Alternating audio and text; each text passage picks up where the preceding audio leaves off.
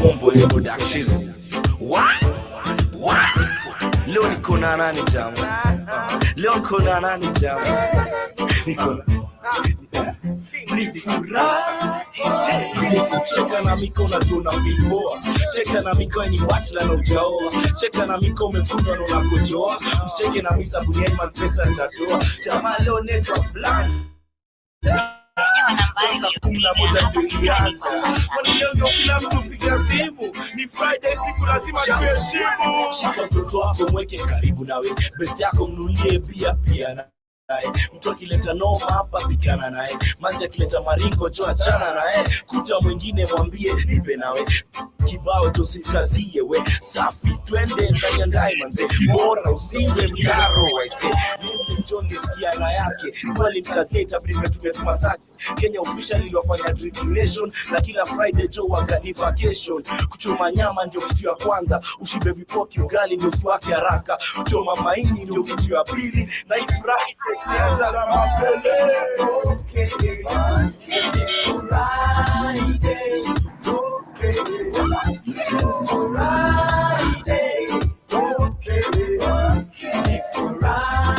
What's wrong with you, JLBY?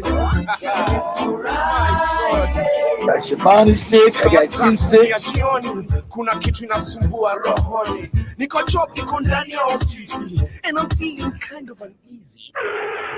Inaanza kuperspirate. Veins zangu zinavaa so dilate. I seem to be allergic to something. Or something is allergic to me. Najaribu kucommunicate na my friends. Lakini hata my SMS haziendi. Naangalia nje ya dirisha. Magari ndizo hizo. Bumper to bumper. Hata mdosi ajisikii na kazi. Madem wote ofisi wamevaa miniskirt. Kwani no nini today?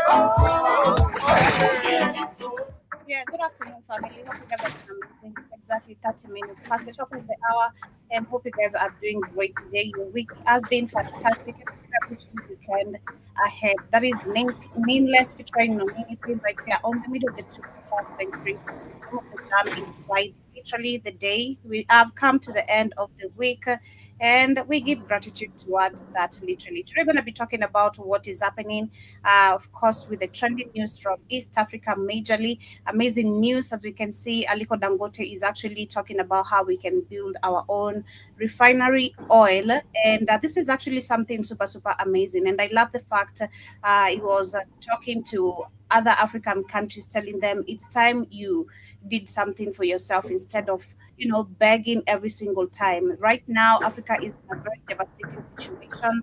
For us to be begging, yet we're big producers of so many resources. So much of that conversation also coming from we're going to be talking about the xenophobic behavior that are still going on in South Africa, where we've seen pregnant women, they're also being kicked out. They don't care how many months you are, if you're in labor, out of their hospitals. Also, we're going to be looking at that, how this guy was saying that South Africa is preparing themselves for the second apartheid, because whatever you're doing, and which most of the Africans are saying, you need to study South Africans and let it be a lesson. Let Africans understand. Let it be a lesson to majority of the African people who are watching what South Africans are doing, and we need to be super united. And these people have to learn a lesson or consequences of their action at some point. Hold on, Joby. Hold on. You go all crazy. Hold on. One South African is saying that those guys are a small fringe group backed by white people. I already knew that. They are a small fringe group. They don't speak the majority of South Africans. That's why they're being pushed out. Understand when you get psyops, guys, when you see things pushed out to you on social media when you don't own social media. Why are you seeing this? What kind of reaction? Who's backing this? As one South African, this is not the majority of South African people. This is a small fringe group. Or they call that nutty broad that Joby always show, that nutty chick. He's calling her a nut. South Africans are calling her a nut. So they're being pushed out by the white Jewish establishment. Understand this, guy. Like I knew it was. Is to cause division with African people and to make sure you won't support them because the whites are trying to repatriate South Africa. Start understanding psyops when you're looking at them. Like I told you, in America with that other fake xenophobic movement called the FBA nonsense, right? It's just that us, we're not going to beat up other Africans in the street. African Americans, we don't beat up other Africans. We're not that. Most of us are stupid, but we're not as poorly educated as the South Africans. You know, South Africans are really poorly educated. African Americans too, but not as bad. So you're not going to see African Americans just beating up African people. So you're just not going to never see that. We're too loving and welcoming. No matter what, we might see a lot of FBA nonsense, but that, like I said, that's a small fringe movement. So understand, we're looking at South Africa, what you're looking at. It's not organic. It's a fake made-up group by white people. So know what you're looking at when you're looking at it, so you don't get overly emotional. So after South Africans are finally coming out and pushing back on it and telling that it was the other Africans that helped us get free. Yes. See, that's what these other morons in the street in South Africa, I tell you, it was the other Africans that helped South Africans get free. They're trying to alienate other Africans from South Africans, so when white people try to take the country completely back, you won't help them fight. You'll be all emotional like Joby. That's the whole thing, is to have you all emotional. And these South Africans, let them get what they're going to get. No one said I'm emotional. Don't quote words. Oh my God. I'm not attached to the situation. I'm just talking because this is literally a conversation that is going on, and it's still at the end of the day. And like this guy, she keeps showing his emotional ass, not understanding what a psyop is. Oh, I can't stand inside that. He don't understand what's going on. He's getting caught up because he doesn't understand psyops. He doesn't understand how psychological operations work. I knew I was looking. I said, this is a psyop. There's a reason why they put this out here. Remember, they control all levels of social media, news. Why is this being promoted? Why is this now showing South Africans beating up other Africans and all that? Because they know this is called a psyop. Okay? But go ahead, Joby. Just me, or has anyone else noticed an uptick? Maybe it's my algorithm. Maybe it's, what they call a confirmation bias or whatever. But I have noticed, I have noticed an uptick in violence from white South Africans to the black ones. Like, there's been more violence from the white South Africans. And this is exactly what they wanted. This was the plan all along. Now you figured it out. That's what I said. This is the plan to take the country back. To have the other Africans hate the black South Africans, and now the white ones are going to start beating their ass and whipping other Africans like, well, fuck them. Let them get what they get. Let them get all fucked up. Exactly. The algorithm. Exactly. Now you figured it out, dude, finally. Now you said hate the South Africans. I hate the South Africans. Nah, know what's going on, stupid. Go ahead, Joby. I'm like, apartheid was always going to come back. Like I've said, multiple they never times if you watch killed. my videos, their children always come back. Yep. Their children They never stop. always come back. They The only way never to stop stop. their children from coming back is.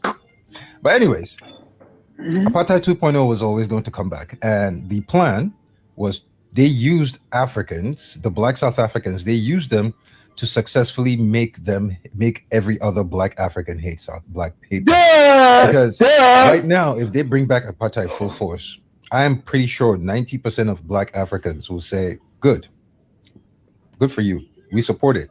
And the truth is, as of right now, I support it. I want apartheid to come back. I don't. 2 generations of South Africans to wake up He and live under apartheid. He didn't figure. You only know the South now because in your face, stupid. I wrote your comments, dummy. This is a psyop, and you didn't want to listen. I told you this is a psyop. Know what's going on. Know that the South Africans are stupid, so they're being forced to hate other Africans by their white masters. Understand what you're looking at. But go ahead, Joby. They keep asking, I want them to remember what happened. But anyways, I've noticed an uptick because yes, I've seen the videos y'all been sending me of a bunch of white people shooting at black South Africans or something like that.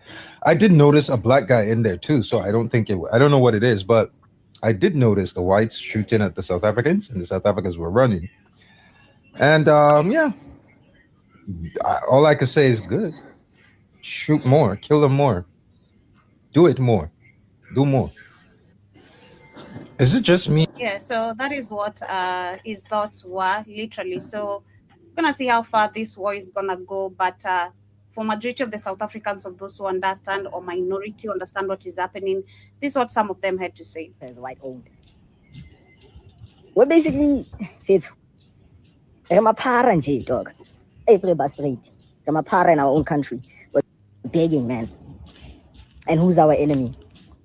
The white man. I like that statement. I feel like a white man made that statement. A white man coined that term. A white man caused the divisions between us as black people. And they're winning, man. Because as long as we are divided as Africans, the longer the white man gets to stay in power, the more wealth the white man gets to accrue.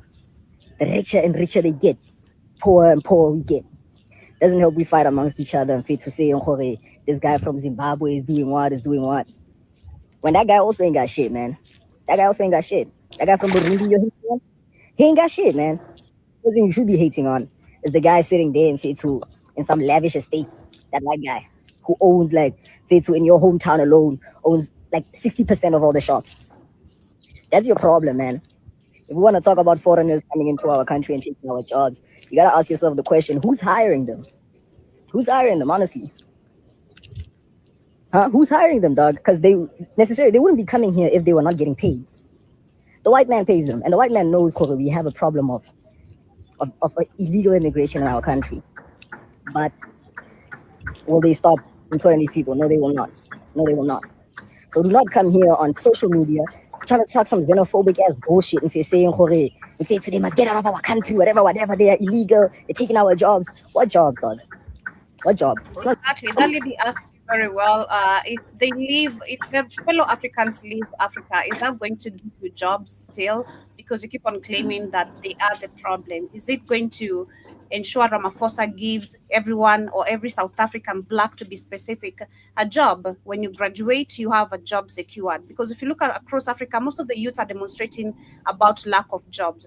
A good example is something I saw, which is, I'd say, a very big, not mediocre, but it's something that has been going on for so long. I first heard about it, I thought it was a joke, but until I saw it being done a couple of times. Lack of job opportunities has led, now we have people even hiring mourners. We have mourners for hire. People you can hire to come and cry in a funeral, be dramatic, and you pay them. This is how lack of job opportunities literally has led people to be this hustling or desperate. They're saying that job seekers in Kenya are now earning on honest income by providing professional mourning services at funerals. And they're saying this is actually mostly going for traditional funerals, rights meet a tough economy, and a new industry is rising in the lakeside town of the Rabat and beyond. Many Kenyans are now working as professional mourners, turning the cultural necessity of a good send-off into a structured business. These professionals are hired to wail, sing, duds, I don't know if it's duds, if I'm pronouncing correctly, and ensure a large turnout for the deceased. As a professional mourner, that is one of the guys who's Victor Oma. He puts it, the gig offers an honest source of income in a country where job opportunities are scarce. Fellow mourners Francis Oyo adds that they provide a virtual service for those without immediate family, stating that they need somebody and people to come and be with them so that they can give their loved one a better send-off. It's fascinating to look how societal changes are reshaping age-old traditionals. And this is super crazy because this is due to lack of job opportunities. So it's not only South Africans. That's the problem of miseducation, understanding that, again, we face the same problems. That's what I was trying to tell so many people. They're like, nah, South Africa is different. If it's different, why are you complaining? If we're not going through the same thing as Africans, then why are you complaining? If you don't believe governance actually is the same, politics is the same, why are you complaining? It's super crazy to And see their what jobs are they taking? They don't have no jobs in South Africa. So thing, South Africa has one of the worst jobs. I think 50% of them are unemployed. There are no what jobs are they taking? What goopy fucking barbershop jobs, hairdresser jobs? There are no jobs in South Africa. That white people own all the jobs, so they're not creating no jobs for you because you don't own shit. You got to build jobs. The government doesn't build jobs. Private exactly. private structured jobs like me. Private people build employment. You guys don't have any money to build any employment. All your money, the white people control all the money. So they're not creating any jobs for you because they don't like your ass. Yeah, how about that? Well, all the Rainbow Nation and we're all together. You're breaking. I think I lost you. But yeah, literally, there are no jobs and they need to. So what jobs are these? What jobs are these? This jobs they. Go ahead, Joe. Yeah, they need to address Ramaphosa and Julius Malema and the rest to talk about the real issues in their country, which we know majority is the white people. Because they're saying 80%, like we saw, yes, 75% of the land is owned by white people. Indians own 5%. So where do black South Africans stay? In the streets? You're all mad because white people are living better than you. Oh, And nothing. Yeah, come start a business and exactly. still be. But they will never fight. They will never fight the white people. It's super crazy. But as we continue, we have this conversation going on. I want to share how President William Ruto actually has been stealing acres of land. Again, this is not just actually, I'll show another devastating video today from Ghana. A man was crying. He woke up. All his cocoa farm, they have been chopped down. And this is because they want to forcefully evict him from his land that he's been living there for years so that they can start mining. They can start mining. This is happening across Africa where people, their lands are being taken. Land grabbing is like, it's like a norm in Africa. That is something that. Time for Africans to start fighting. How about Africans? Hey, how about you start fighting, which you're never known to do? I just start fighting and stop crying. See, crying don't work. You're gonna have to fight. Okay? You're gonna have to die on your feet or live on your knees. Okay? That's your choices. Shit. We believe they want to make a quick buck to get campaign money or whatever, and then leave us with the problems. And just a curious question. Yes. What is the value of the land around here per acre? Per acre, it will be ranging between 80 million per acre or thereabout, depending on where the land is. 80 million. 80 million. And the US is 240 that is being targeted. Yes. That is in billions. Yes. Acres, yeah. It's in billions. But now we are not looking at them at the land as for selling yet. Yes. I'm asking because I would have wanted to understand why are they so much interested in the area around. Yes. It's a value of the land. Yes. Yes. To someone on the comment section is asking, do people actually or Africans understand the voice and the value of the land, of lands? Because I feel like people don't understand. I don't know. Starting from just what you're talking about, South Africans, the fact that we've allowed white people, Chinese, Indians to come and just acquire acres of land without critically thinking if this is going to be lost within generations, and we're actually taking ourselves back into poverty without thinking. I don't know, man. Do people actually understand the value of land? I feel like most of the Africans, I don't know if it's lack of enough finances for you to acquire the same land, or is it that we're still trying to fight over the same lands, or that we're giving up the lands without understanding living in the city is not the main goal? It's really, really a deep question. So, which I feel like it also goes back to the system of education, because if we were taught from the word go how these white people acquired lands here, because that's a question I grew up personally asking myself. You could see white people, they have acres of land. You're like, damn, how did the white man end up here? But again, being African, the fact that we there's that superiority you're being taught about this people, like, mind your business. You know, you just end up minding your business. Come again? Are you talking? Yeah, sorry. They said how they get it. They stole it. I mean, how they get it. They stole it. Yeah, I'm saying I'm in a bad area. Sorry, go ahead, Joe. I'm saying that's the reason why it has to go back to the system of education, because if this was information told, it would be easy for people to understand. Now when you see the Chinese, the Indians with all these massive acres of land and still trying to come back in Africa, we'd connect the dots quickly if it really makes sense. But the fact that we lack that history, this is the reason why this is happening. We're seeing older generations losing lands, and going back to the fact that we're still fighting for the same lands that were stolen away from us by the same politicians, by the same wazungus. It's really alarming. So do people really understand the value of lands? It's 80 million per acre. Hey, that's a lot of money. Yeah. So when you buy the land and keep it, of course it grows in value. It appreciates. Yes, it appreciates in value. Are there people who have expressed interest or bought? We are hearing that people who have bought the land. There are people who are also showing interest. But this company of Pamat and WM are selling the land at a very cheap rate. This is so sad. This is so crazy, and this is what this regime is doing: going to different people, taking massive acres of land. This is just super crazy.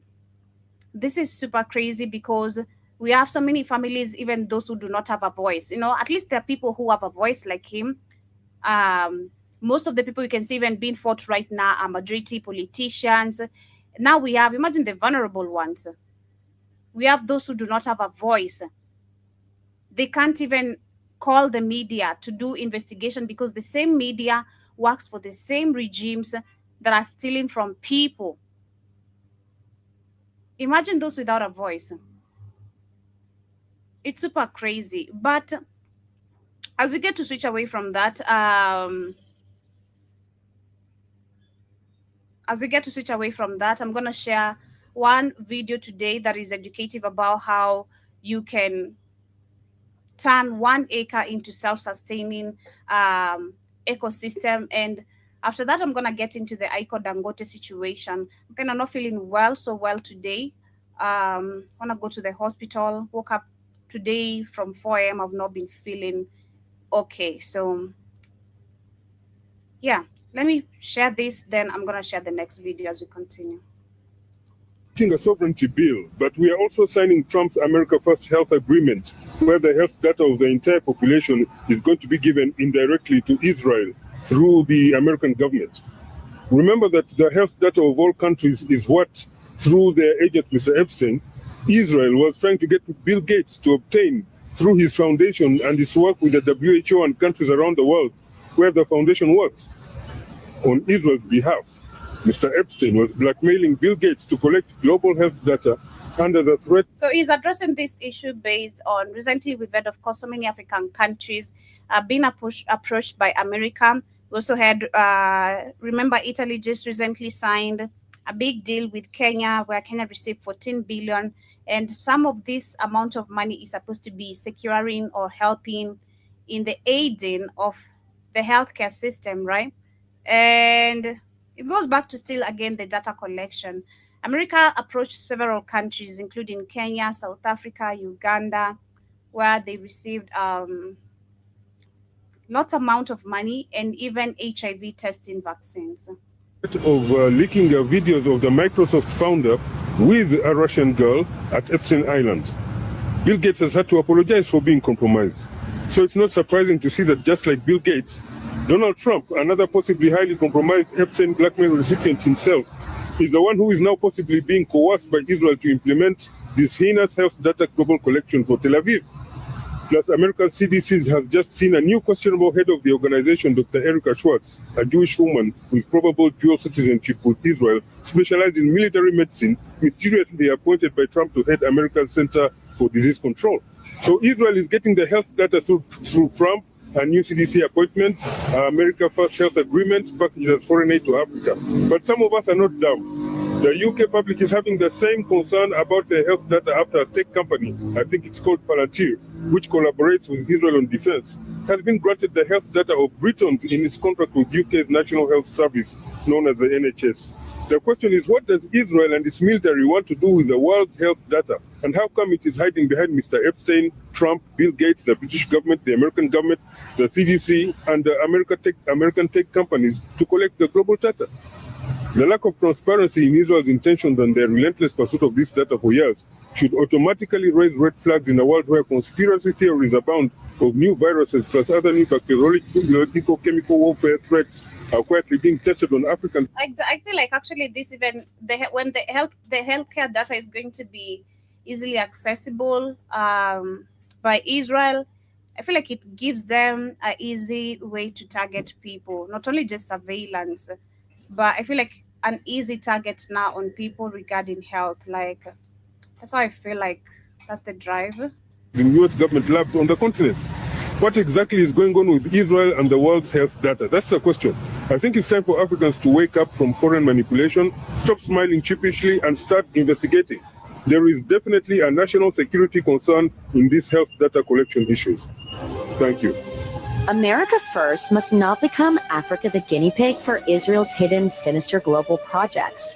For an angry and isolated racist supremacist country that has world domination ambitions and is trying to instigate the biblical end times. Global health data collection by Israel cannot have a positive end goal for Africans.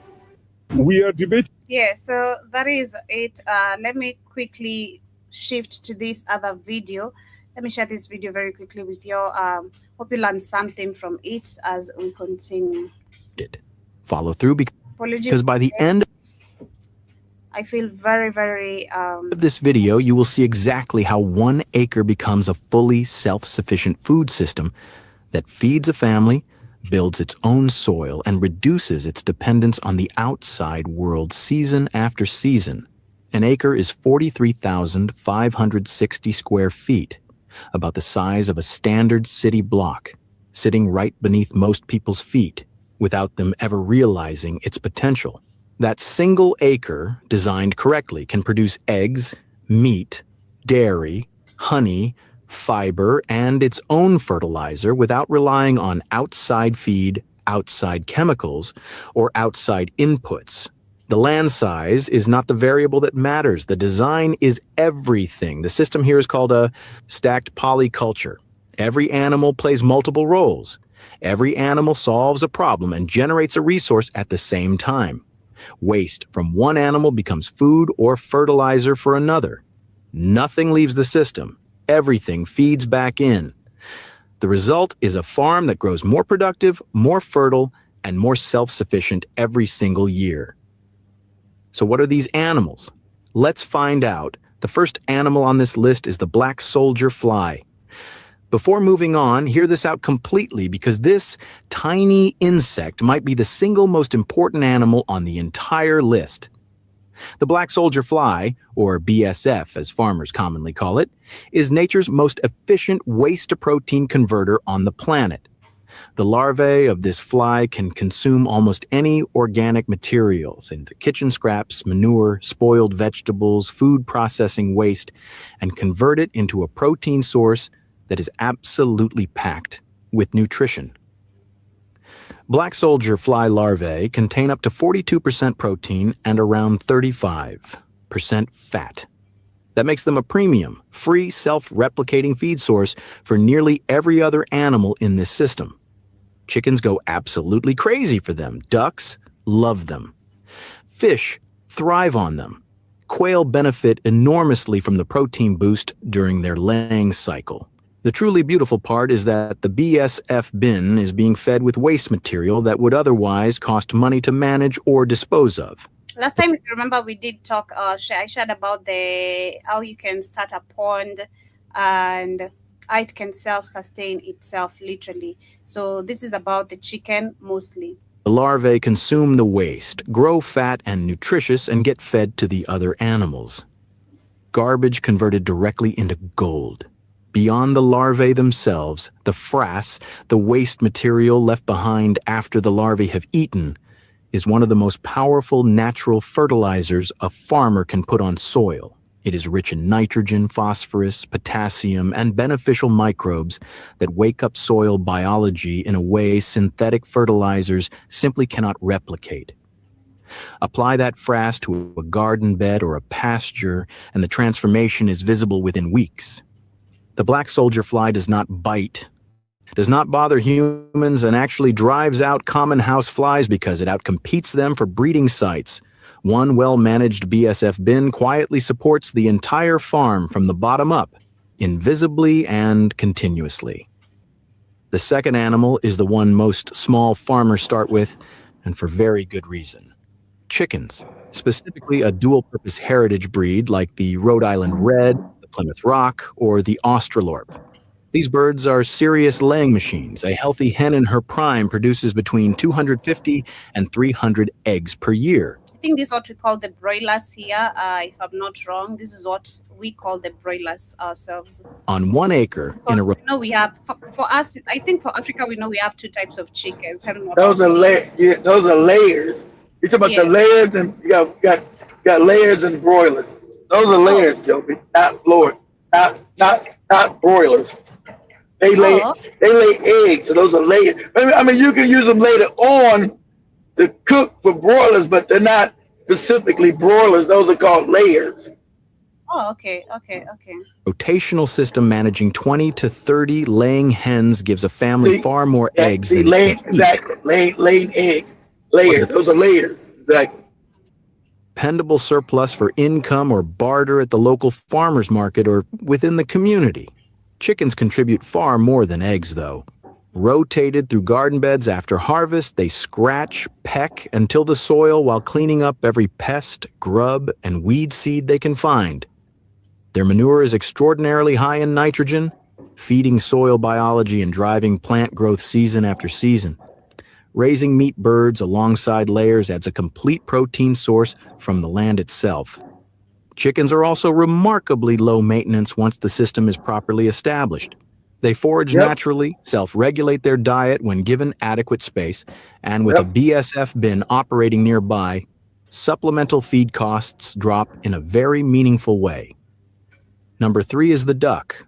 Ducks are consistently overlooked in favor of chickens, and that is a real missed opportunity on a 1 acre design. Duck eggs are larger than chicken eggs, richer in flavor, and carry more protein and fat per egg. Bakers actively seek out duck eggs. I never had a duck egg. You ever had a duck egg, Joby, or Jibba Jabba? You guys ever have duck eggs? I never ate the duck egg, so I don't know what the hell it tastes like. I've had the duck meat. It's really nice, though. Really tender, like super, super tender. I've had duck meat and turkey. I should have known you had bush meat, Joby. Duck meat. The superior texture and lift they bring to baked goods. Khaki Campbell ducks, one of the top producing breeds in the world, lay up to 340 eggs per year, a number that outperforms most chicken breeds by a noticeable margin. The real power of ducks on a small farm, though, is pest management.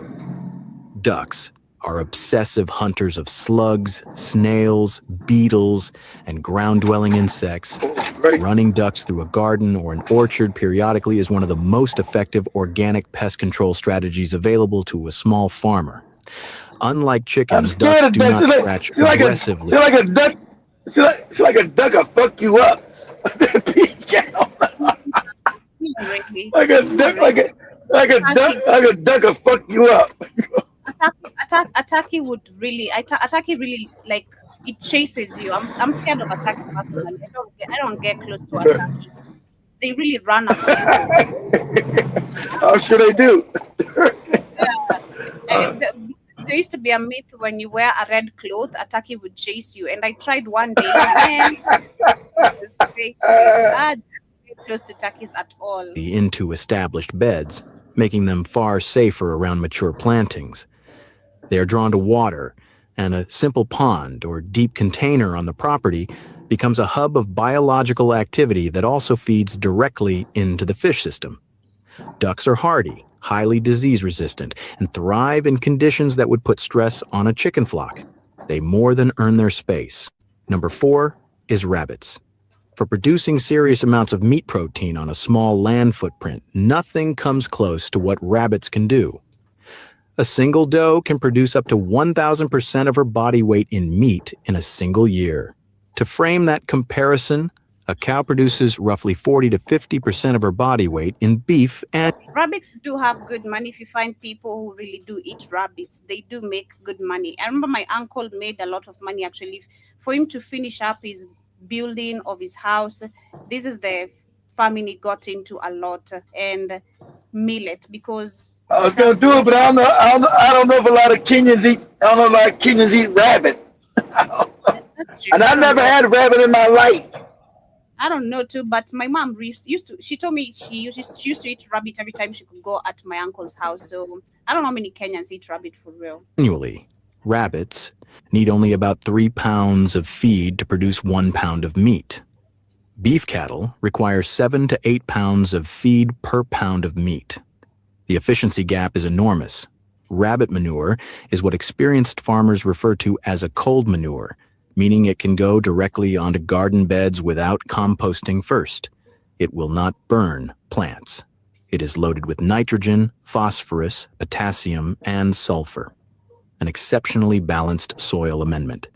Positioning rabbit hutches on a wire-bottom system above garden beds means the rabbits are continuously fertilizing the soil below them while they eat, sleep, and live. A small rabbitry of 3 does, and 1 buck on 1 acre can realistically produce 150 to 200 pounds of premium lean meat per year while fertilizing growing spaces at the same time at no extra cost. Number 5 is quail, specifically Coturnix quail, one of the most efficient small farm animals on the planet by almost any measure. Coturnix begin laying eggs at just 6 to 8 weeks of age, faster than any other poultry species. They lay 1 egg nearly every single day, and those eggs are densely nutritious, containing higher concentrations of vitamins B1, B2, and iron than chicken eggs on a per-weight basis. 6 quail can be housed in the space required for a single chicken, making them exceptionally well-suited for a 1-acre system where spatial efficiency is a priority. Quail meat is considered a genuine culinary delicacy and commands premium prices at farmers markets and fine restaurants. Their manure, like rabbit and chicken manure, is a high-value soil amendment. Because they are small and quiet relative to chickens, they are manageable in semi-urban or restricted noise settings without drawing complaints. Coturnix quail reach full harvest weight in just 8 weeks, the fastest protein turnaround of any poultry on this list. Number 6 is Nigerian dwarf goats. This is where dairy enters the system, and Nigerian dwarves are the perfect dairy animal for a 1-acre farm. Standard dairy breeds like This is a goat. It looks like a goat. Nubians or Saanans are large animals demanding significant acreage and consistent grain supplementation. Yeah, it's a goat, right? Nigerian dwarfs are compact, weighing between 60 and 80 pounds, but they produce milk of remarkable quality. Their milk averages between 6 and 10% butterfat, significantly higher than cow milk and well above most full-size goat breeds. Oh, is this not a goat? That translates into exceptional cheese, butter, yogurt, and handmade soap from a small, easy-to-manage animal. 2 to 3 Nigerian dwarf does supply enough fresh dairy to give a family complete independence from the grocery store dairy aisle. They are browsers by nature, preferring weeds, shrubs, and woody vegetation over grass, which means they actively help clear land and manage vegetation that other animals leave untouched. They are friendly, curious, intelligent animals that are genuinely easy to handle.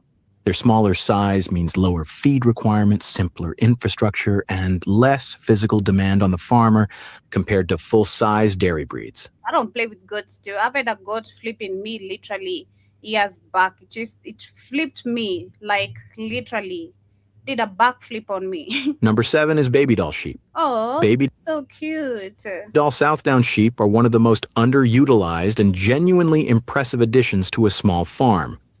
A miniature breed standing only 18 to 24 inches at the shoulder, baby dolls serve multiple valuable roles simultaneously. They produce wool, fine, soft, baby doll wool that is actively sought by hand spinners and fiber artists, creating a marketable product that costs almost nothing to produce beyond feed. They also produce meat. Mild, tender baby doll lamb is considered a premium product at specialty markets. What makes baby doll sheep especially irreplaceable on a 1-acre system is how they function in orchards and food forests. Their small stature allows them to graze beneath fruit trees and grapevines without reaching up and damaging lower branches or developing fruit. They mow the grass, deposit manure, and manage weeds in the exact spaces where machinery cannot safely operate. Calm, quiet, and sociable, they integrate smoothly with goats, ducks, and chickens without creating conflict in shared spaces. Number 8 is Kunakune pigs. The reputation pigs carry, dirty, destructive, difficult on small acreage, comes from experience with conventional breeds. Anyone who has raised Kunakunas will tell you that reputation does not apply here. This breed from New Zealand is the most pasture-adapted pig in the world by a significant margin. Most pig breeds demand heavy grain supplementation and will systematically destroy a pasture by rooting it into bare dirt within weeks. Kunakunas thrive almost entirely on grass and forage.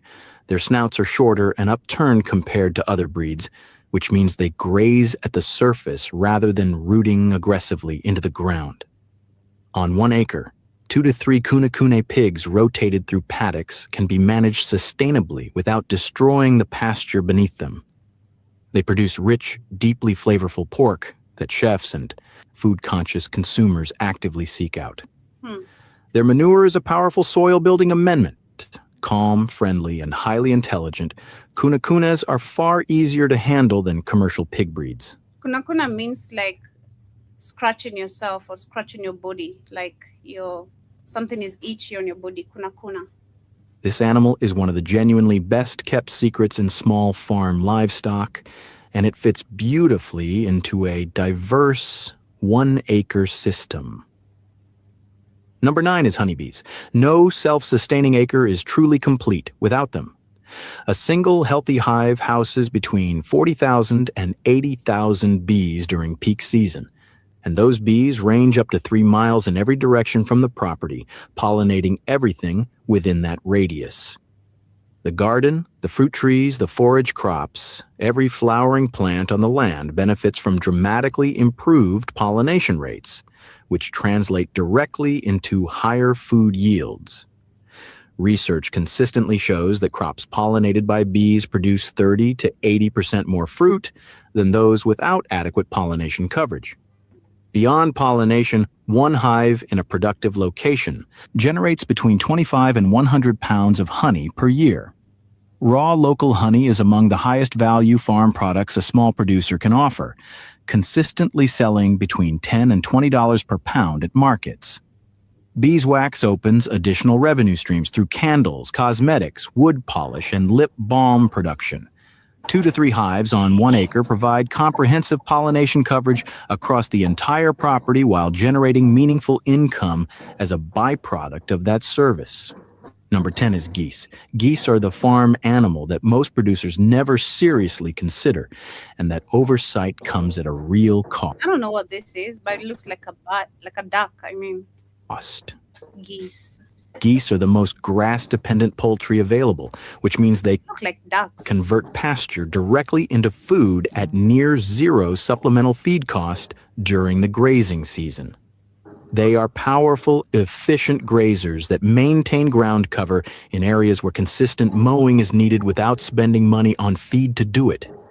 Geese lay large, rich eggs excellent for cooking and baking. Goose meat is a premium seasonal product commanded. Pardon? What's the difference between a geese and a duck? It's like a goddamn duck to me. Yeah. What's the difference between a geese and a duck? Yeah, it looks like a duck too. I don't know. High prices at holiday markets and specialty butchers. Their down is among the most valuable natural insulation material in commercial trade. As a completely free benefit on top of all of that, geese are outstanding guardian animals. They are loud, highly alert, territorial by nature, and alarm call aggressively at the approach of predators, unfamiliar dogs, foxes, or strangers on the property. On a small farm where protecting the investment in other livestock genuinely matters, a pair of geese serves as an always-on, zero-cost security system that never sleeps. Number 11 is fish. Specifically, a pond or tank system running tilapia, catfish, or we talked about a pond. You shared about a pond last time. Perch, depending on climate zone. Fish are the most feed-efficient protein converters on this entire list. Tilapia convert feed to body mass at a ratio of roughly 1.6 to 1, meaning 1.6 pounds of feed produces 1 pound of fish. Fish also occupy three-dimensional space in water, allowing enormous protein production from a surprisingly small surface footprint. A 1,000-gallon pond or tank system run intelligently can produce hundreds of pounds of fish per year. When that fish system is combined with black soldier fly larvae, duckweed grown on nutrient-rich goat and rabbit manure water, and kitchen scraps already cycling through the farm, the fish are being fed almost entirely from waste streams the operation was already generating. The water exiting a fish system loaded with ammonia and dissolved fish waste is among the most potent liquid fertilizers available for garden beds and pasture. Directed through a gravel bed grow system, that nutrient-rich water feeds vegetables and herbs while the plants clean it before it cycles back to the fish. This is the operating principle of an aquaponic system, and it is one of the most productive and resource-efficient food production tools a 1-acre farmer can deploy. Now, the individual value of each animal is genuinely impressive on its own. The real power of this system, though, lives in the connections between them. The BSF bin receives kitchen waste, goat manure, rabbit manure, and crop material. It produces larvae that feed the chickens, ducks, quail, and fish. The frass from the bin fertilizes garden beds and pasture. Chickens, ducks, and quail rotate through growing spaces, consuming pests and depositing manure that feeds soil biology. Their manure also feeds the BSF bin and can be diluted to fertilize duckweed, which feeds the fish. Rabbits sit above garden beds in wire-bottom hutches, fertilizing continuously below. Their manure feeds the BSF bin. Goats and sheep graze pasture, eat brush and woody growth, and deposit manure that builds soil organic matter year after year. Their manure-rich water feeds algae and aquatic plants in the fish system. Pigs rotate through paddocks doing final pass grazing and manure distribution before those paddocks are rested and reseeded.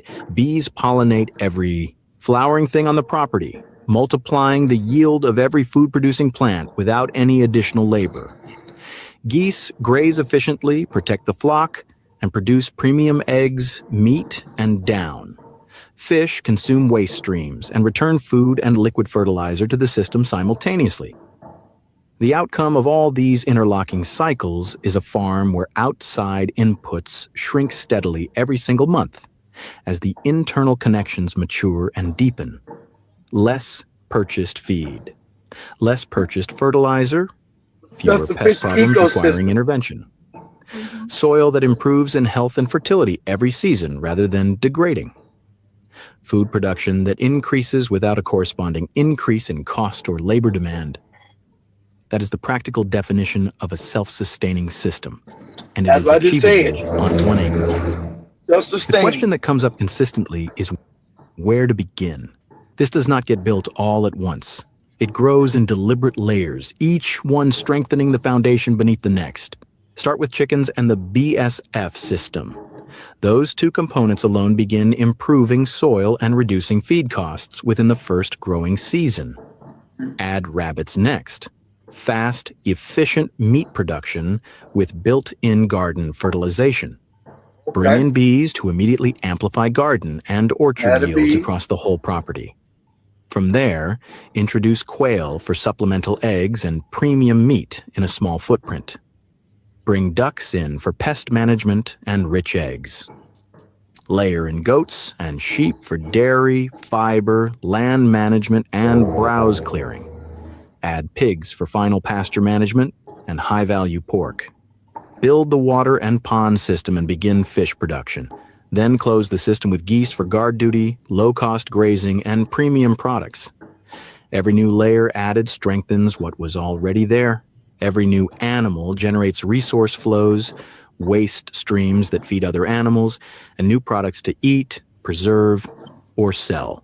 Yeah, What's up, all that shit?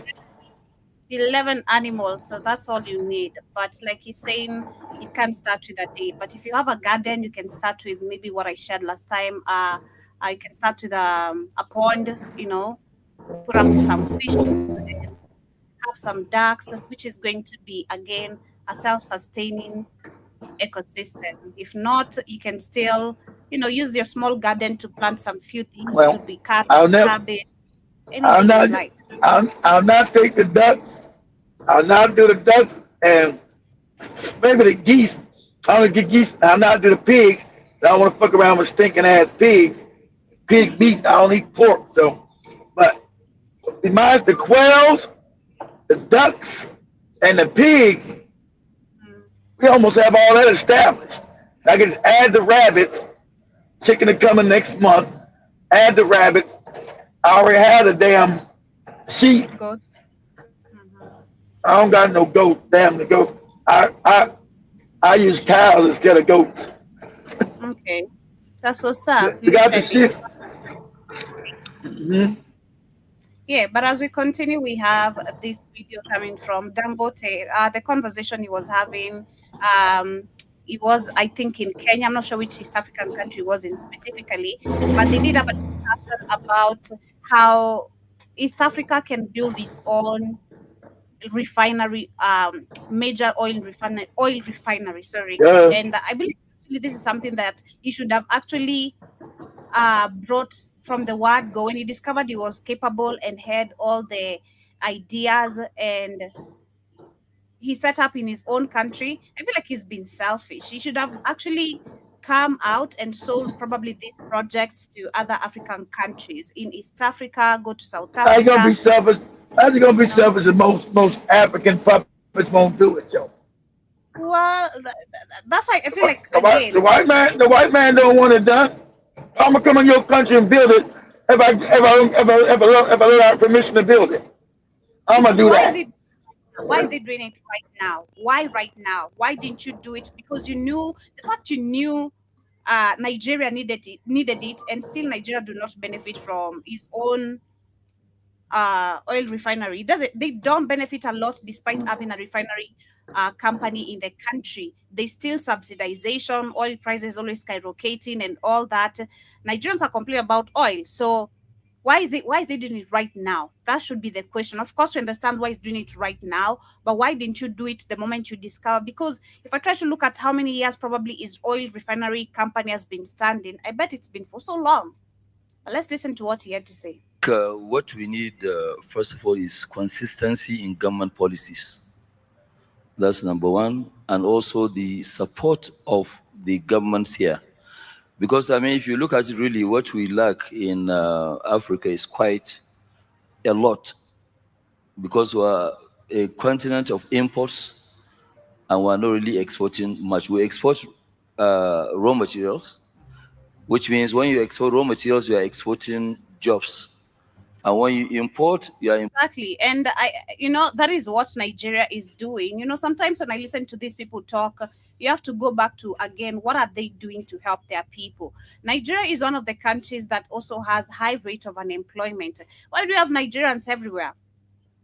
If literally what he's saying has created job opportunities for the people. Because remember, actually, I did a whole story of this guy. Let's not forget that his father is one among the people who are linked into corruption in Nigeria.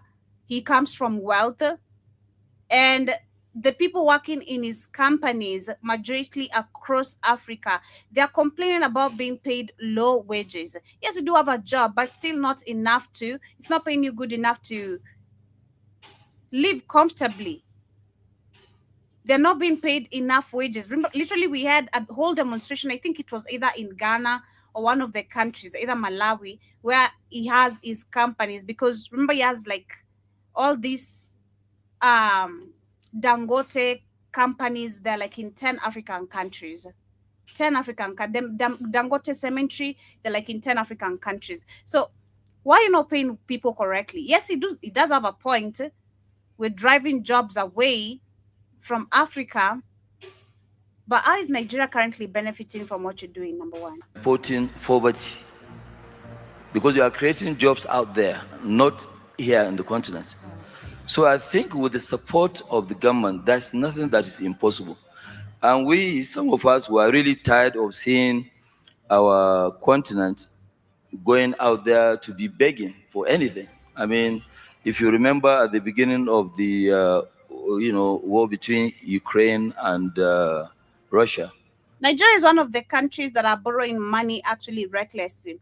Nigeria just recently was mentioned to be one among the countries with higher debt. This is just actually this week. I didn't report on that, but this was just this week, and I remember I saw that. Nigeria is one of the countries consistently who keep on borrowing. So don't act like your country is not or is working. Let me say, don't act like your country is working. The chairman of African Union, that was President Macky Sall, had to go and be begging for fertilizers. And since that day, I said, okay, fine, by 2028, Africa will be self-sufficient in fertilizer. And while doing that, we're opening 20 blending plants in areas where they don't have the capacity. Also, we're going to be at 12 million tons of urea. We're going to have massive potash and phosphate from Congo, Brazzaville. And we believe we will satisfy most of the demands of Africa. I mean, you look at it today with population. The demands of Nigeria, because charity begins at home. Let's go back to the Africa. Charity begins at home. Majority of Nigerians are not comfortable. They're not benefiting from you. Majority of Africans, again, I'm going to repeat, they were just demonstrating about not being paid well. And you know what he did? He fired all of them because they were demonstrating about not being paid correctly by the Dangote cemetery.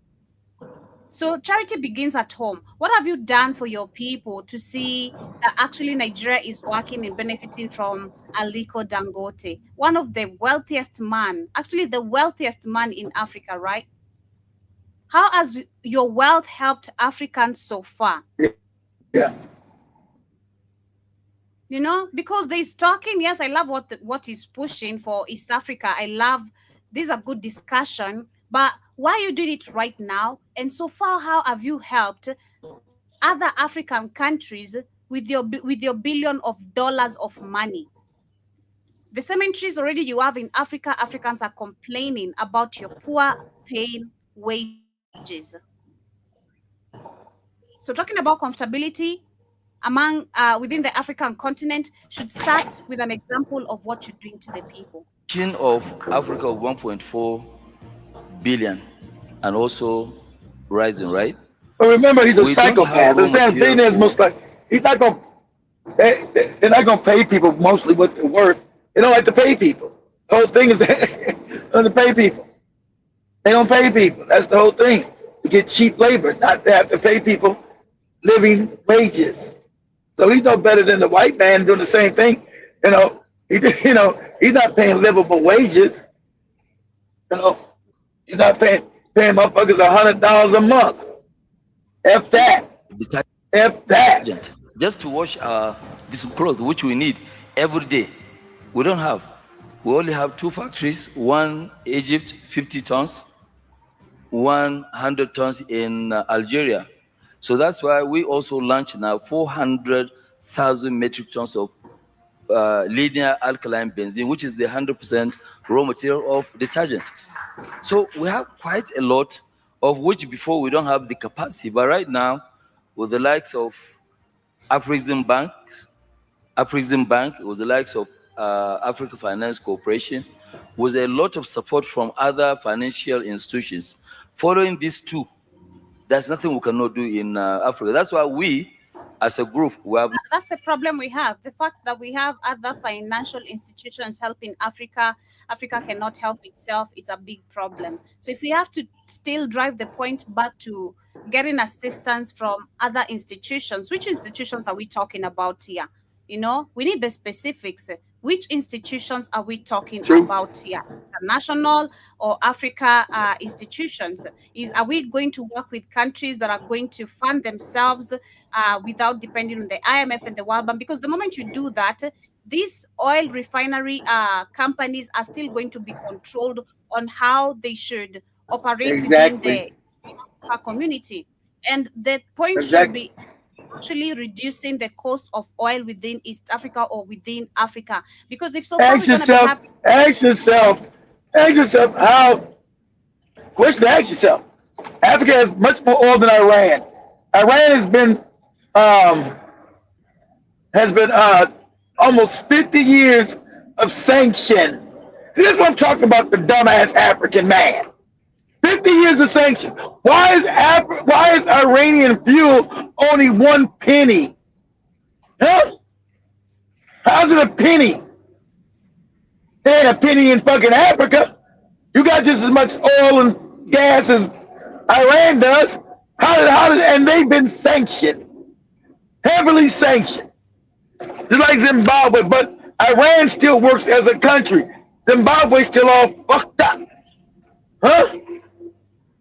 Because everybody's not stealing in Iran. It might have some corruption like every place does, but it's never no one ever steals on the level of the African. No one has corruption this crazy where they don't want to build shit on the scale of the goddamn African man. You know, because you can't say nothing that Iran has been outside the world economy, the global economy for over 50 years. Sanction.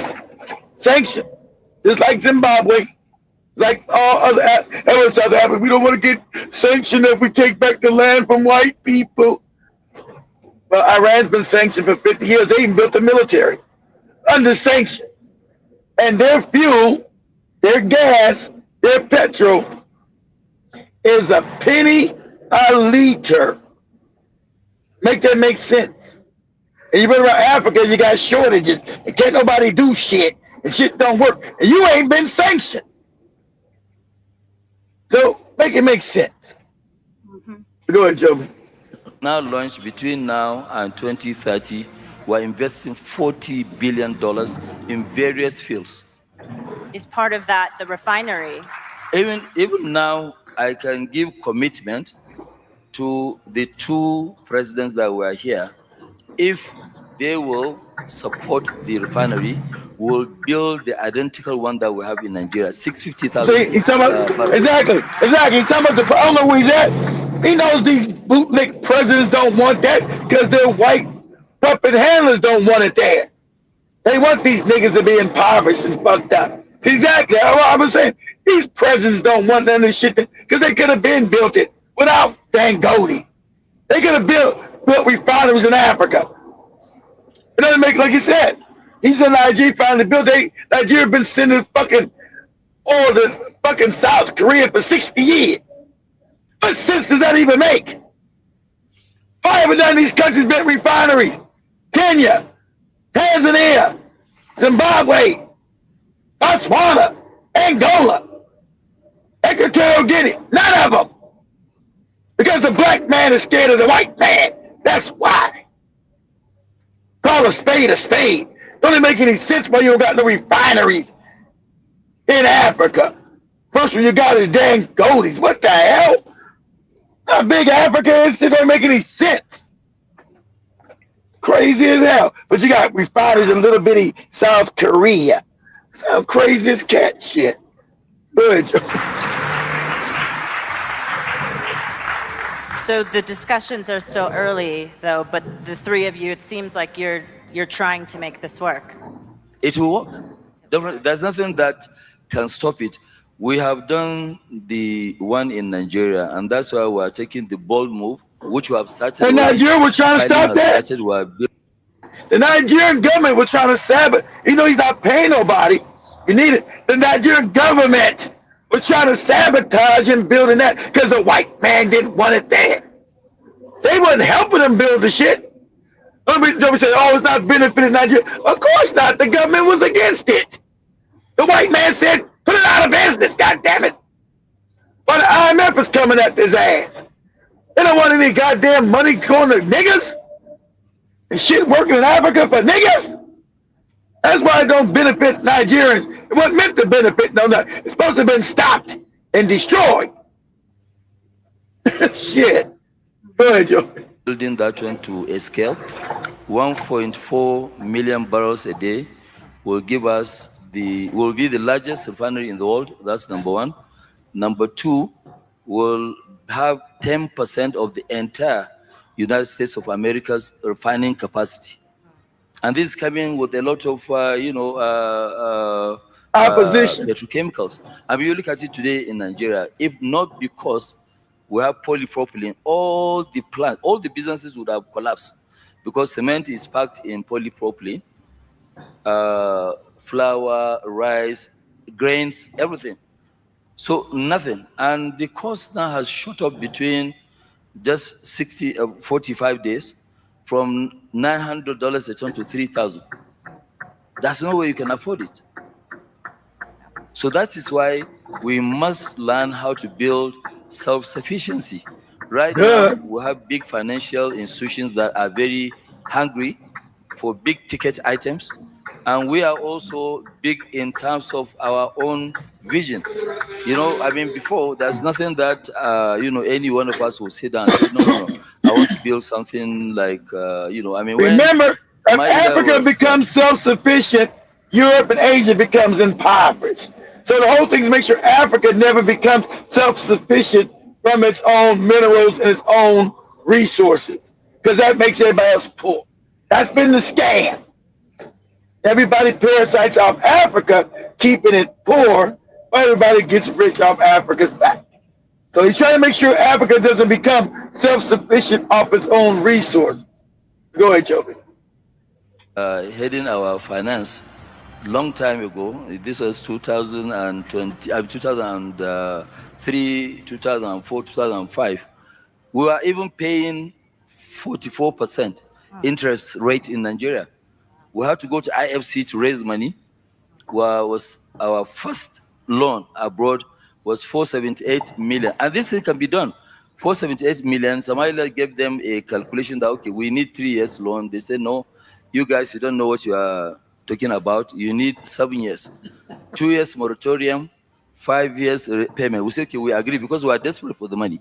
When we took that money, we paid it back before the expiration of the moratorium, which is 18 months. 24 months, but we paid the money back in 18 months. So it is possible. Africans can do it. Let us not be scared. Let them not come and convince us that, no, somebody needs to carry our raw material to go and produce and bring the items here. I must really thank... The scam of taking your shit and taking out the country to make somebody else work wealthy is stupid. And that's what you've been doing the last 200 years, because the white man set up that system to keep you impoverished. Exactly. Why am I shipping my shit to other people to refine and build shit and then bring it back into Africa at 3 times the cost? That doesn't make any sense. You build the shit there, you refine it there. Go ahead, Joey. President of Uganda for taking this bold move, stopping the export. They will be forced, they will come and produce. Why do you want to take the raw material, then you bring it back?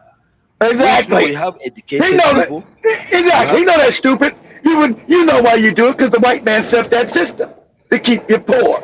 That's called a spade. No one would ever even do the system. As Joby said, why don't you trade amongst each other? Because the white man don't want that. Why you don't trade? Because you'll be wealthy. That's the scam. Keep you impoverished.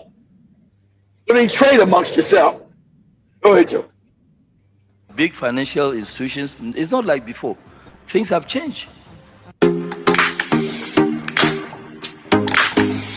So that is Dangote, and I'm not sure where it was whether it's Kenya or Uganda or Tanzania, but they have said they're going to be, if the leaders agree to do this, the refinery oil company is going to be built in Tanzania. So I hope it works because Samia Suluhu is a big puppet, big time. So I hope it really, really works. But I do want to correct him on something he said about Museveni. He said he applauds Museveni for his bold decision to ban exports of unprocessed minerals. That is a lie because Museveni is... He know it's a lie, Joby, but to get it done, you got to give these goddamn goopy, retarded niggas the big head nigga syndrome. You got to flatter him, Joby. He's being diplomatic. He knows Museveni's a moron, but he's not gonna get shit done. Call him. It's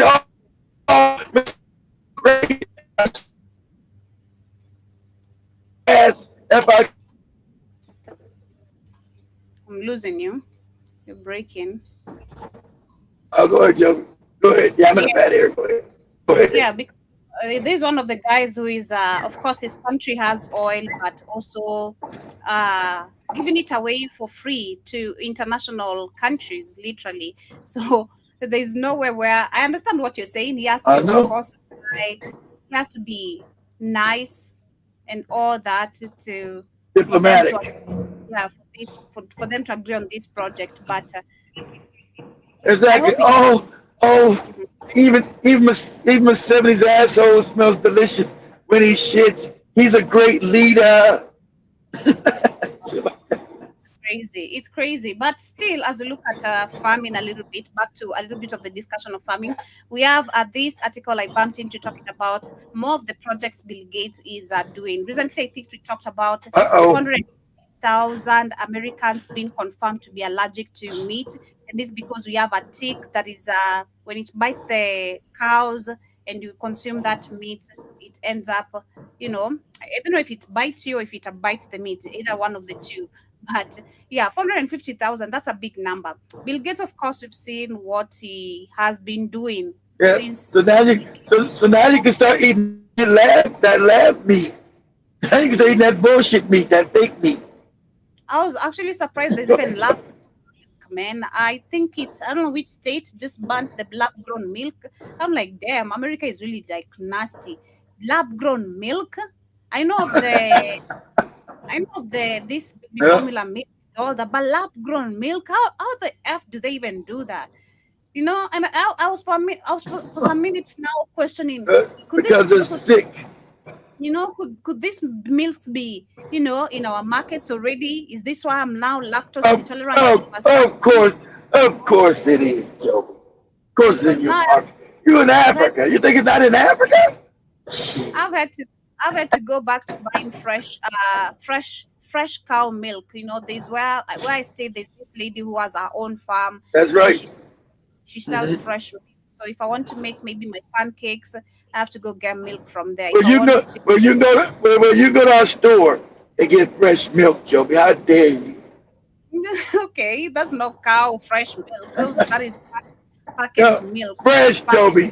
Fresh. No, not packet. Fresh from the farm. We're bringing in. Well, give us a month. Bring us some milk. Now give us a month. Because we had to build the pipeline. Fresh from the farm, Joby. Don't fresh. Coming from the farm. Okay, if that's gonna be there, that's okay. But that's so right, far for me to go every morning. Well, of course. Well, know where you got to get your fresh milk, Joby. Kick rock. See, we were giving you 20% off, but hey, you go do you. I have to go there. I remember I have to do some. I even forgotten we have a shop. I was supposed to go to the supermarket. Dang. Okay. You go do you. You go do you. We're not trying to force you to take. We're not trying to force you to get 20% off, Joby. You go do you. I completely forgot we have our store open and all that. But as we continue, let me share this article, what he was saying. He's saying that while the world is actually in total chaos, Bill Gates is quietly planning to control the overpopulation by making humans infertile, of course, eating GMO foods and all that. They're saying that He said it's motherfucker's wicked. He's always said it's about feeding the hungry, but what if the goal was never food? It was to control. In 2025, the world's largest private farmland owner, Bill Gates, began pushing GMO corn under the ban of ending hunger. But leaked research shows these crops are engineered to make humans infertile to control overpopulation. Which overpopulation? It's always crazy when they talk about this overpopulation. It's crazy. They're saying that the promise is end hunger. That is the hashtag, of course. The headlines on every it's always a lie with these fucking people. Those, it's always deep pop. With them, it's always been about deep pop. Because now the black population, they already know it's about to explode. We got deep pop these niggas. Go ahead, Joe. Yeah, so they're saying that the promise is to end hunger. The headline on every speech, summit, and foundation, end hunger. From 2003 to 2020, the Bill Gates and Melinda Foundation poured over $6 billion into agri-tech and the GMO research, funding giants of Monsanto. Yeah, and we have Singonta, if I'm pronouncing correctly, and the CGIAR, the same institutions. The words are in yellow, I can't even see. The same institutions tied to global seed monopolies, but most of this money never reached farmers. It circled the Western labs, universities, and bio corporations. What is happening is that since 2018, Gates quietly bought 275,000 plus acres of the US farmland. Why should a tech billionaire need all that much of soil? Because whoever controls food, of course, controls the future population. The same patents, they are not for organic seeds. They are for the gene-edited, self-terminating corn strains, crops that can reproduce naturally, just like their consumers. The push is across Africa and Asia. The same pattern unfolds. We're talking about native seeds being banned. Government pushed to adapt new smart corn, and also local farmers offered subsidies. To destroy your land and then not have seeds, not have foods that produce seeds. That means so it's not food. It's fake food, and it doesn't produce a seed. See, food has to produce a seed so it can be replanted. See, that's the whole thing. That's the scam. They want you to go with them, pay for their fake seeds, and then once you put that shit in your ground won't grow real corn, real anything anymore, because the seed destroys the land. And you can only plant with fake seeds and have fake food. They're saying this is a push to make people fully dependent. In Kenya, Nigeria, exactly. Gates backed agri programs introduced corn varieties that they can't self-replicate, meaning farmers must rebuy the seeds. That's what I just said. Exactly. It doesn't produce a seed. You must constantly keep going there. So you make white people rich again by feeding you fake fucking food. Exactly. The hidden warnings in 2018, scientists at the USDA and the DAPRA admitted funding research on gene drives, tech that spread fertility traits across species. Publicly, it was meant for mosquito control. Privately, agricultural farms were testing similar mechanisms in corn, wheat, and soy. And guess who funded these trials? Of course, the Gates Foundation granted over $45 million worth. If DNA can be edited to stop a mosquito from reproducing, what makes you think it can't be done to mammals or humans through food chain? The timing is that right after the COVID disrupted food system, Gates doubled his farmland purchases. And at the same time, his biotech-backed farms launched GMO corn projects under the name of food resilience. The narrative is to control hunger crisis. That is the technological solution. The reality is population control, agricultural disguise. Every crisis becomes a pretext for a new layer of control. They're saying that the same circle of power, that is the buyer, Monsanto, patent holder of the sterilized food tech, Gates Foundation, funder and media amplifier, global elites using sustainability to justify population management. Because controlling quietly through food is cleaner than war and more profitable than warfare. GMO corn is just about better harvest. Why do internal reports mention fertility rate reduction in test population? If this is for humanity, why are countries banning traditional seeds under trade pressure? And if this is philanthropy, because he called himself, of course, a philanthropist, That's the whole scam. That's the same thing the Rockefellers and the Rothschild. Oh, we're philanthropists. It's all fake. Then how you making millions of dollars off shit, billions of dollars from philanthropy work? Because it's a lie. Why is the same man funding vaccines, the land, and exactly? Literally, very good question. And then also says, this isn't the final conspiracy about food. Just like you've seen the child of Idi Amin saying the conspiracy. Every time you want to call out anything they're doing, even regarding your health, they call it conspiracy theories. Then why are they collecting your data? If everything is, why do they need your data? You know, why is it that they are pushing to give data, of course, indirectly to Israel? They're saying it's a campaign control. They don't need more soldiers to rule. They just need sterile seeds and blind trust. Because when birth itself becomes a patterned process, you realize the harvest is in the crop, it's you. So literally that is what is happening. And it's crazy because literally this war is distracting. This war is distracting a lot. Like it's crazy. Every time they're doing something, there's always something on this other end they're doing. Talking about psychopaths, like they're not resting. They're like, nah, you know, we're focusing on Iran, but what about the rest of motherfuckers, you know? That's right. You know, how about the rest of these motherfuckers? What are we gonna do with them? What are we supposed to be doing with them? You know, it's crazy. But also on this other end, I think there's a video, or not a video, but something I wanted to share the other day. And I want to share it by starting with this guy talking about it, Lil Nas, the gay agenda. This way we understand how this push of the LGBTQ community is not just something that that's about Depop. They want to term it as nature, you know, exactly. And they also want to term it it's part of nature. This is nothing to do with nature. This is completely out of nature. Against nature, exactly. So let me share it. Maybe you want to snip another man's butthole. It's not nature. Okay.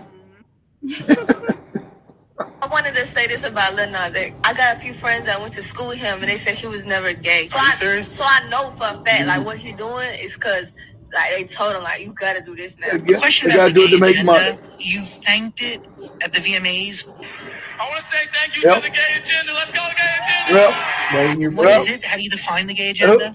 And you know who owns all of it. You know who's pushing it. You know who owns all this shit. You know, cats with the fucking hats. Go ahead.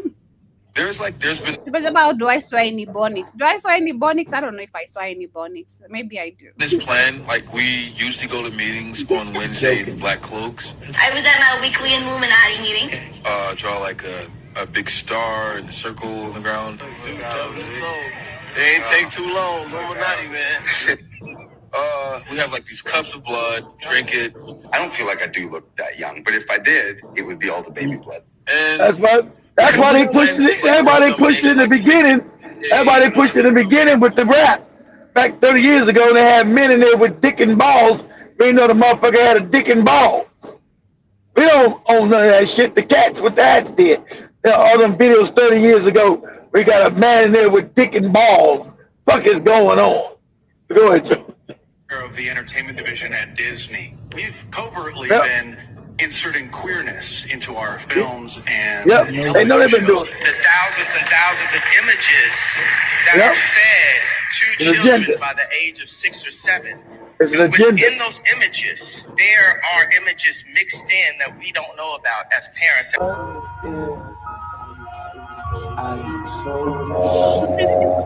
Animations, and I never know I even could notice shit. I was crazy or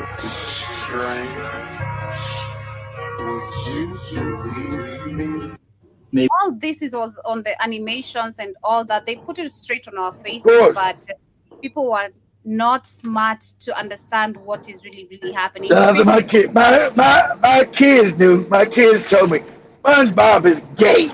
Like what? That's SpongeBob. There you go. Yeah, so it's crazy because it's even getting worse. I was watching another video of, I think I shared it or I didn't, how they are teaching kids now it's okay to, have a dad and a dad or our dad. No, it was the kid. The kid is living, the mom is married to someone else. So when the dad leaves, when the dad leaves, there's another man who comes. When the dad goes to work, there's another man who comes. Then the mom tells the kid, you need to shut up, don't tell your dad. And then like it has a rhyme. I'm like, damn, this is super, super crazy that they're teaching children that it's okay for a woman to cheat every time a husband is at work and let the kids keep quiet about it. Like, what the hell is really going on? What type of education is this? It's super crazy. And mind you, we did talk about I think that was or last year, we talked about how they want to get rid of now homeschooling. So they're even coming for homeschooling right now. They want to ensure kids learn all these debaucherous things that they are pushing to the rest of the world. It's super, super crazy. As we get to continue, literally, as we look at that, literally, it's very relative to see why Israel, because we know Israel is, and the cats, we know the cats with the hearts, they're the ones behind majority of these agendas. So tell me why we have a 4-day Pride Festival at the Dead Sea for 4 days. And this is in Israel, literally. And this is the largest in history. It's crazy. 4-day Pride Festival event in Israel. So, at this point, if you need the dots or we've been and run around. You have all the answers to let you know you're the chosen people of God. Who is really behind all this. But I think we're going to wrap it up with much more of now what is happening in Congo, DRC Congo. I think actually the first batch has already started in Congo. We have President Trump, who is reportedly planning to send Afghanistans who helped the U.S. war efforts in Afghanistan to the Democratic Republic of Congo. And I think we had the first batch of them who arrived yesterday. I'm not sure of the number, but I saw it somewhere on an article, one of the news reports. So they're already in the DRC Congo. So I'm questioning, is this even going to make the war worse, or what is the agenda with this push? Because DRC Congo is not, as much as it's not all the places of DRC Congo that are not at peace, but what is the agenda of them? Make sure America gets those agendas to make sure America get those resources. That's the agenda. This is just super, super crazy. Doesn't that the proposal is the proposal, if confirmed, would mark a controversial shift in how Washington handle allies from the Afghanistan conflict. So this is very, very alarming. Africans, again, we need to stop. We need to start saying no to these people being dumped in our countries. We need to say no. I remember Rwanda was trying to sue the UK for the deal they had. Rwanda was trying to sue now the UK for them refusing to bring the refugees in their country. I'm like, you're suing because they refused. You're supposed to be celebrating. This is supposed to be a win situation for you, because if these people are supposed to come in Rwanda, we talked about it, how it's going to be very messy. They're not just going to stay in Rwanda, and everywhere in Africa, they always feel like they belong there. They always act like, I've been here, been living here. This is my home. I can go to Mombasa today and just start life there, record women as I spread HIV. And also another agenda, because I feel like this is also something. Most of these people, are they tested medically? How sure are we they're not sick if they're not here to actually spread HIV? Because that's another agenda apart from the GMOs and all that. These people always have an agenda when it comes to Africans. So what if they're also using them to come sleep with women, spread HIV? because all this rising of, it's crazy. After the Russian guy, now they're saying that there's more Mzungu guys, especially in Nakuru, who are there now. They've come in the name of the Lord. They have Bibles, but low-key, they're sleeping with women. That is the bullshit now they're doing. Now they're not even using these cameras and they're coming with the Bible the same way the missionaries came, and they're sleeping with women in the name of the Lord. So what if this is also an agenda they're pushing of having most of the African women or men destroyed? I don't know. Some things just don't add up at all. But we're going to wrap it up right there.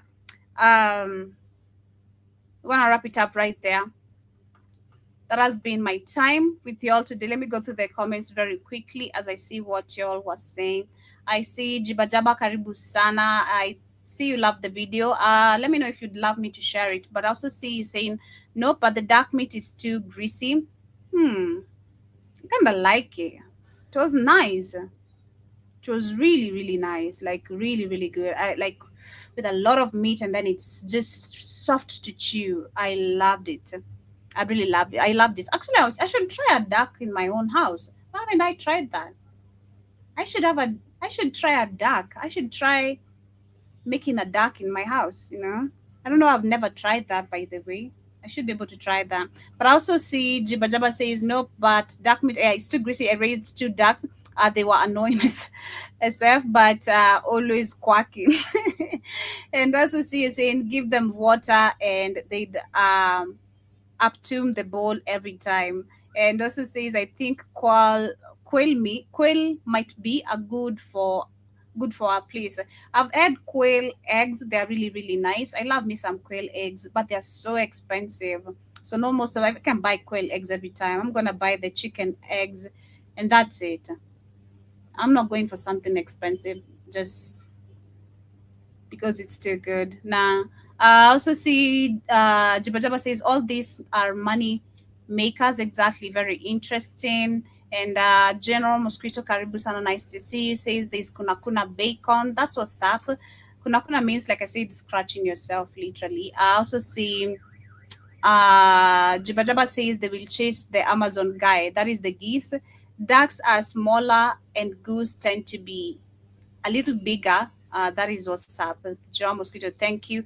Jiba says maybe the geese can chase off the wild monkeys that invade your farms. Yeah, really. And Baron, yeah, because he said they chase monkeys and all that. Yep. And Baron Scott, nice to see you. And Sankema, nice to see you as well. Today you tried to come in early, but I'm literally wrapping it up. And I also see Jibajaba says not a fan of cow milk. It's loaded with poop. Cow milk loaded with poop? What the hell? Where did you get that from? Man, I tried milking a cow like when I was young, and it hit the shit out of me. I don't play around that shit. I don't play around cows at all. A cow, a goat, a turkey, those are animals I don't mess around with. Even a donkey, I always see donkeys there, I want to touch it, but I'm like, what if it bites my hand? Yeah, I don't want to do that. And I don't know if a cow milk is filled with poop. No. Depends who you're getting it from, because actually a cow milk, because cow milks or cows before they're milked, there's how they are tied so that they won't kick the legs or you won't be kicked, because man, the kick of a cow is painful. Damn, it's really, really painful. That shit is really, really painful. You don't want to go through that. And I also see you saying milk gives you the run. Me too. So if I take actually even milk in my pancakes or chicken or my fish, because I love some chicken curry, fish curry. Every time I'm making chicken and fish, that's how I like it. Curry. So I have to put like dilute it with a lot of water, not a lot, but balance the milk and the water so that it won't be cause so much stomach upset of uncomfortability. Maybe just a little bit that I can manage. Yeah, because I love chicken curry and all that. And Sanken one also says I was raised on my granddad's dad. I had 80 heads of dairy cattle. Damn, he had 80. God damn, that's a lot. And I've seen them shit right in the milk. Ew, damn. Nah, nah. I guess maybe you guys then don't know how to milk cows. You know, there's videos how to milk cows. Cows, I think, actually are the easiest things to milk, but I'm not saying that because I tried it and I got kicked because I didn't tie the legs correctly. So I don't know, man, what you guys are talking about. And plus, highly modified crops are susceptible to new types of pathogens that can be hard to overcome. And I also see Ansanken one says demonic Bill Gates. Jibba says, yeah, how can you make money doing shit for free? Exactly. And I also see Joby swears Ibon. How do I swear by Bonix? I want to know, man. That's so funny. I noticed some time back that Joby curses with an American accent. I saw you say that this week too. How do I do that? I actually even took a picture of that. That was one of the comments you made this week. I was like, huh? How do I I don't know how I curse with American accent. I just have good English. And to prove to you that we have good English, let me show you what Ruto said. We have actually, do you know Kenya has one of the best English? We don't just our English is one of the best English you'll ever hear in Africa. That's for sure. And we don't brag about it. We don't brag about it. We don't brag about it. No, our education is good. Our English is good. While he has destroyed our education, so I don't know if the rest of the generation are going to grow up with the same English, but yeah, our education was good. Now he's scrapping away most of this good education. Yes. We speak some of the best English in the world. You heard? Yeah, that is true. Yeah. If you listen to a Nigerian speaking... And we don't brag, but we know. Actually, we know. You know the funny thing? We know we have the best English compared to most of the Africans from other African countries. That's just the pure truth. We have the best understandable English. Like he says, when you're talking to a Nigerian, you'll need a translator. That's just the truth. When you're talking to a Ugandan, you're gonna struggle. And shout out to Maria even for having an amazing English and Setu. I give her the flowers. She did have a good English. Maria has a good English, but Tanzanians, gosh, Nigerians, Ghanaians, Congolese, these people have like the worst English. So Kenya, we have the best. So please, just get it right. You don't know what...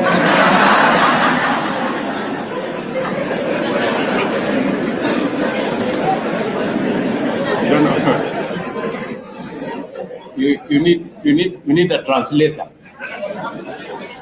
Even when they are speaking English, Ama. So with some of the best human capital anywhere in the world, and we just need to sharpen it with more training. Kenyans, our education is. Yeah. So I also see Jibba says, you are a trip lol. I don't know what you mean. Oh, you say motherfucker is an Ebonic? I don't know. Oh, because I don't want to say motherfucker. I'm trying not to curse it like, so I'd say motherfucker because it sounds a little bit less aggressive, you know. You know what? No. I don't want to say motherfucker like the way kids says it. That sounds so bad. Like, so it's like I'm abusing someone.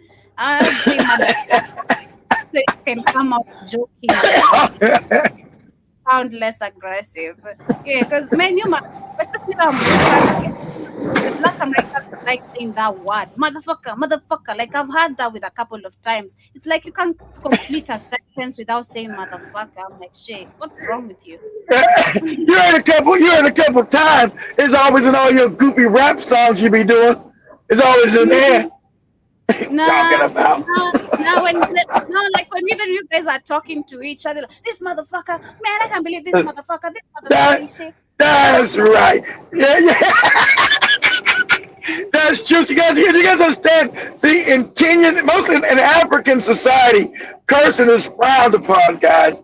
They take it so like it's aggressive. So like in African culture, you guys know they take cussing the way we do as aggressive and like, oh, it's just like offensive to them. They see it as offensive. We say, you motherfucker, you.